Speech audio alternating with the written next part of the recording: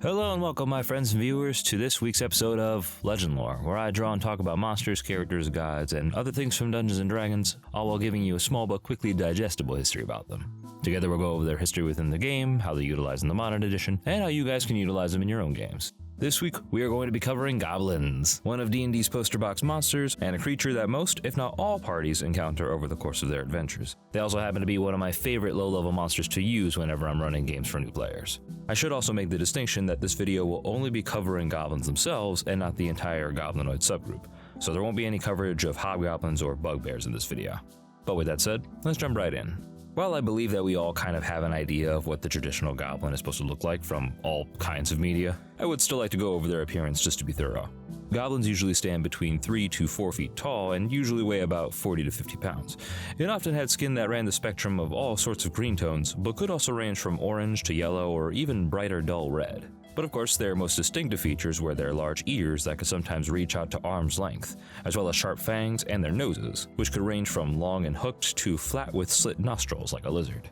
In terms of their abilities, goblins themselves didn't really wield any innately distinct type of magic or special skills. They were similar to humans in that regard, meaning that their versatility and their ingenuity was actually their greatest weapon. As such, goblins could learn a variety of skills, from hunting to martial arts to wizardry and artifice. This means that a goblin could be found pretty much anywhere doing anything, from mechanics and knights in urban settings to druids and shamans in the forests. There were even goblins in the Underdark, which further exemplifies their survivability and their strength, both individually and in the large numbers that they were often encountered in. From a biological standpoint, goblins could actually be able to produce 2 to 6 goblin children at a time, with most of them being able to live upwards of 40 to 60 years if left to their full lifespan. Speaking of which, when it comes to goblin culture and behaviors, while I just stated that goblins could be found anywhere and thus could become part of various cultures within a fantasy world, there are some constants that one should keep in mind when depicting them. Like halflings and gnomes, goblins are amongst some of the more tormented peoples of the world, usually being controlled or corralled by taller and more powerful creatures. This can range from large ogres to powerful wizards in need of minions. As such, most goblins were extremely sensitive to provocation, often having to adopt loud and larger-than-life personalities in order to make up for their lack of a physical presence. Goblins would often learn supplemental skills like combat or magic in order to prove themselves useful and dangerous, and the abuse that they suffered via others could make it very hard for a goblin to trust altruistic or kind behavior, always believing there's some sort of ulterior motive in mind. Goblins would also congregate in massive groups in the form of families, clans, or tribes, in order to stave off any oppression through the use of numbers. This could often risk starting a cycle of over-self-sufficiency, where young goblins are taught to only rely on themselves, and that they needed to be cautious and at times ruthless to anyone who could be a potential threat. This expanded to the point that goblins wouldn't even have private quarters, often sleeping, living, and working in large communal spaces since the trust between each other was so ironclad. Goblins did everything together, because this way, if you were attacked, you would always have numbers to come to your aid should you need it. With this all in mind, eventually the goblin that was the largest, smartest, or most powerful would rise to lead these groups, which ironically would oftentimes not be a goblin themselves, but rather a hobgoblin or a bugbear depending on the region or the values of the group itself. Classic goblins were also known for raising wolves and wargs as mounts and companions, and were also known for working with orcs and half-orcs in terms of allyship and diplomacy. I like to imagine goblins and orcs could accommodate one another's weaknesses, with goblins being excellent archers and scouts while orc infantry could protect them on the battlefield. We'll probably go over this example a little bit more in depth in the combat section of this video. And lastly, while goblins were capable of worshipping all types of gods, as with most humanoids, they did have the patron god in Maglubiet, a god of war and leadership with the epithet of the Battle Lord, who also served as an exarch of the god Bane, who we covered in a previous video. Now, when it comes to running your goblins in combat, the challenge that your PCs will face when dealing with goblins is going to be numbers, ingenuity, and above all, prep time. Goblins will not be encountered en masse outside of their chosen base of operations, save for maybe a scouting party of perhaps 2 or 3 or 4. Even then, a scouting party will not fight to the death if discovered. They'll have horns, shoot flare arrows, or even run and scream in order to warn their allies of the presence of danger. This is because a single or small group of goblins do not pose a threat by themselves. It's when your party is knee-deep in a goblin pit lined with poison traps, dealing with goblin archers in the distance, goblin berserkers at their back, and a goblin shaman throwing fireballs at them does the truth of the Green Menace get revealed. Versatility and forcing your PCs to deal with multiple situations at once is what will challenge them, and I would actually say this is a good rule of thumb for running any kind of combat with several enemies of a single species. That said, keeping track of multiple stat blocks at once can definitely be a pain in the ass for dungeon masters, so I've actually opted for a solution that I like to use in my tables, not just for goblins, but for large squads of multiple enemies that are made up of the same species. Instead of having hit points and saves and goblin abilities like Nimble Escape or Fury of the Small be reprinted on every single stat block you use and taking up space, I opt to use something that I call squads. At the top is the classic goblin stats, HP, racial abilities, and all that good stuff.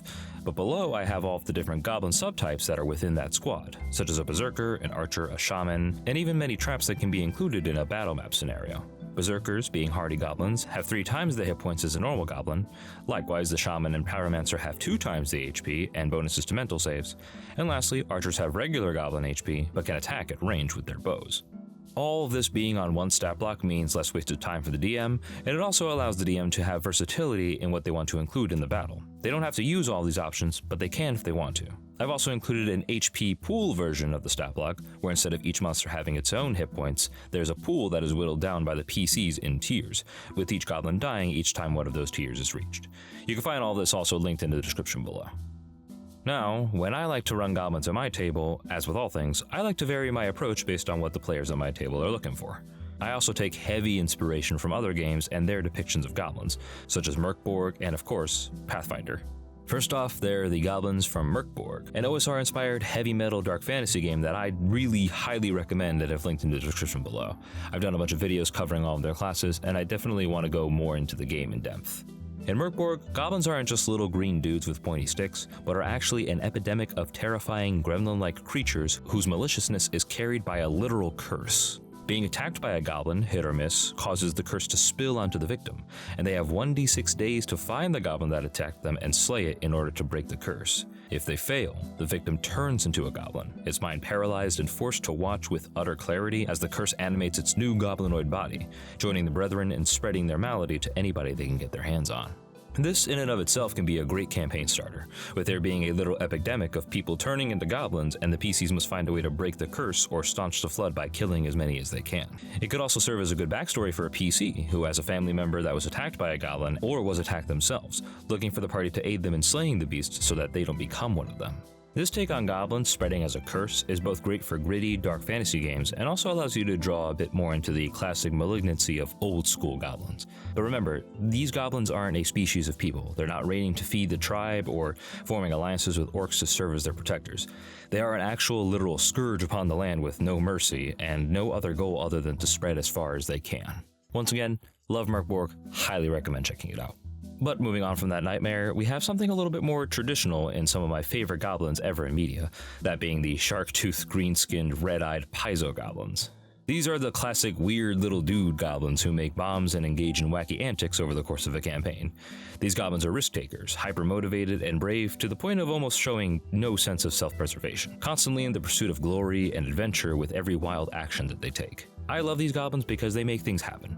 They keep the story going in unsuspected and sometimes disruptive ways, such as shooting themselves out of a cannon, leaping to the jaws of a behir while screaming the name of their chosen deity, and licking any substance that they find to test out its alchemical abilities. You really never know what a Paizo goblin's next move is going to be, and if the player knows what they're doing, that could be a blessing for the party and a burden for their enemies. And finally, regarding what I personally like and think about how goblins should operate in a fantasy world, I like to use Paizo goblins as a baseline, but make some changes in relation to how I also portray kobolds, another low-level creature contemporary to the goblin. In recent years, despite my old video on kobolds reinforcing them as draconic, I've come to appreciate the existence of the dog-like kobold from older game editions and from depictions in Eastern media, such as Delicious in Dungeon. This is half because of the presence of the Dragonborn, which I feel already fits that draconic humanoid niche, but also in contrast to dog kobolds, we can have cat goblins. Whenever I'm writing goblins in stories or thinking about them free of specific tones like the wacky Paizo goblin or the cursed Mork Borg goblin, to me I think of them as small humanoids with big cat-like eyes, claws that let them climb up vertical surfaces, and while I keep the classic large ears, I like to add tufts of fur onto the body and onto the edges of their face. Think sort of like a monkey. I also like to add a prehensile tail, which takes inspiration from the subtype of Paizo goblin known as the monkey goblin. Go figure. And I know that everyone is going to say, but we already have tabaxi. I don't really care. It's not really a thing for me. Sometimes I actually make tabaxi and goblins kind of the same thing. It really just depends on how I'm feeling when I'm making the campaign up, or if tabaxi are even involved. I personally feel that this helps differentiate my goblins from the traditional look, giving them a bit more originality while also playfully pitting them against kobolds in the classic cat versus dog dynamic. Kobolds and goblins have always kind of been the first level monster encounters for new players, and thus I love having goblin and kobold NPCs squabble with one another whenever they meet. I find it to be a little bit more endearing than just classic goblin versus small draconic humanoid, because both usually end up being adopted by the party one way or the other. Now, since goblins don't really have any magical or alchemical components in and of themselves, I don't really have any idea about what kind of magic items would align with them, since most would do the trick. But I do have a homebrew item for you guys called the Healing Hobby Horse. This isn't based off of goblins themselves as a species, but rather comes from a fucked up story regarding one of my players. They were playing a goblin star druid in a D&D 5th edition campaign that was inspired by Norse mythology. And towards the end of the campaign, they and the party encountered the skeleton of a unicorn surrounded by celestial flowers. The unicorn spirit had remained near the bones in order to impart one final blessing upon a good soul who showed up. But after some really great roleplay, the party managed to convince the spirit to manifest alongside them to fight one last time. Unfortunately, the party didn't really have a way to bind the spirit to them, so with the Goblin Druid's wisdom score of 20, they thought it would be a good idea to take the unicorn skull and stick it right on the top of their staff of healing, before riding it into battle like a hobby horse. With some assistance from their necromancy-focused bladesinger and distinct encouragement from the Goliath Bloodhunter, it worked, and they carried the unicorn into battle against a sea of fiendish undead. With all that backstory in mind, the Healing Hobby Horse is functionally just the Staff of Healing from the 2014 Dungeon Master's Guide, which can be found on page 202. The only difference is that the staff, along with casting the spells Cure Wounds, Mass Cure Wounds, and Lesser Restoration, can also be used to cast the spell Summon Celestial, which takes on the form of a divine unicorn.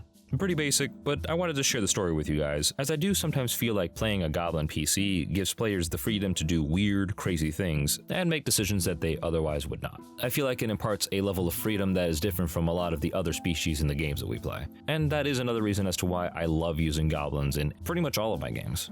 But with all that said, that's our coverage of goblins, everybody. I want to thank all of you guys for watching. If you guys enjoyed the video, please like, share, comment, and subscribe, and press the little bell icon to be notified of future videos.